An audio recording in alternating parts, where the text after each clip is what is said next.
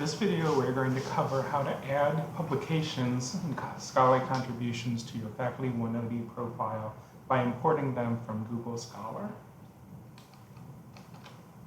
If you go to scholar.google.com and are logged in to your Google account, you can see I'm logged in up here, then you will be able to go to your Google Scholar profile.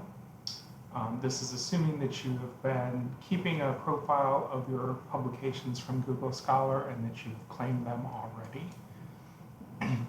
If you click on My Profile, you'll see the owner view of your profile. Up at the top, you can choose to update your articles. This is to ensure that you have all of the articles in your Google Scholar profile that you want.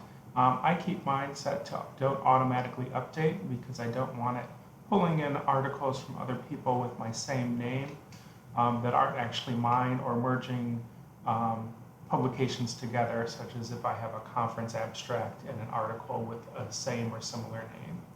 So I see at the top suggested additions, and so I'm going to add that to my profile, and then suggested changes. And so I can see here it's mostly just a change in capitalization, so I'm going to say I don't want to bother with that. And then here I see that they've actually added a volume, issue, and page number for this article, and so I do want that. So I'm going to go ahead and accept those editing, and then I can return to my profile. You want to make sure that everything is in your profile once and that all of the citations to those are combined.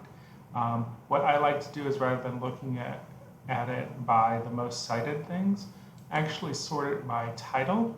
And that way, if I have two items with the same title, I can look at them here and merge them. I've actually already merged all of mine. So even though these are two similar titles, they're actually, as I mentioned before, a conference abstract and a journal publication, but I can just go through and look for ones that might be the same. If I did want to merge them, I would just click on two, and then it would give me the option to merge. And so that's how I can kind of clean up my data before I import it into Faculty180.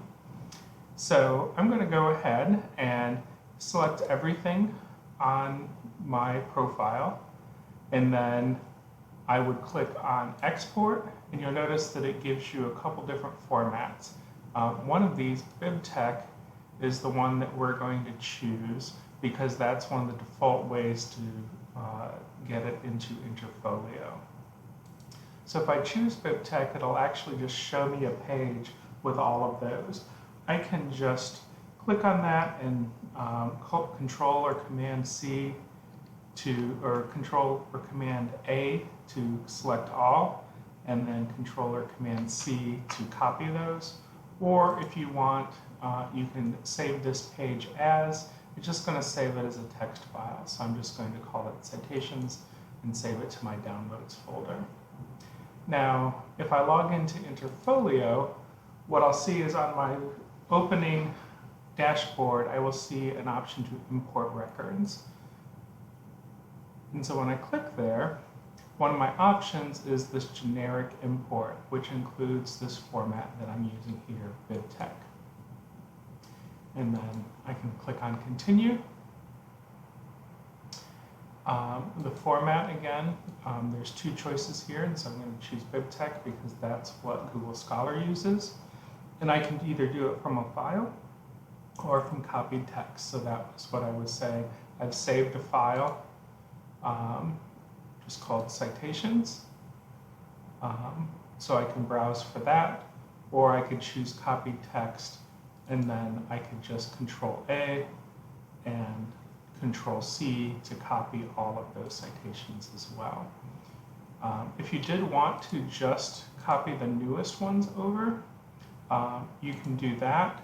You would just sort this by year and then choose the newest references to export. So maybe I'm going to try that, and I can do that. So either I'm going to browse for a file, or I'm going to click on copy text and just paste that text in. When I hit save, it's going to translate that into an import with a title, a journal, and a year published, so some basic information. In here, you need to select them again, and then you can import. When I click on import selected, it'll go through, it'll look to see if there's any duplicates. Now these are exact duplicates. In this case, it didn't find any. And so it has imported those directly. So I can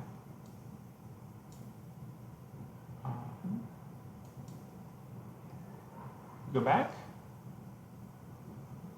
if I wanted to import more, or I can come down here to the publications and scholarly contributions, and since these were all recent ones, I can see that those have imported.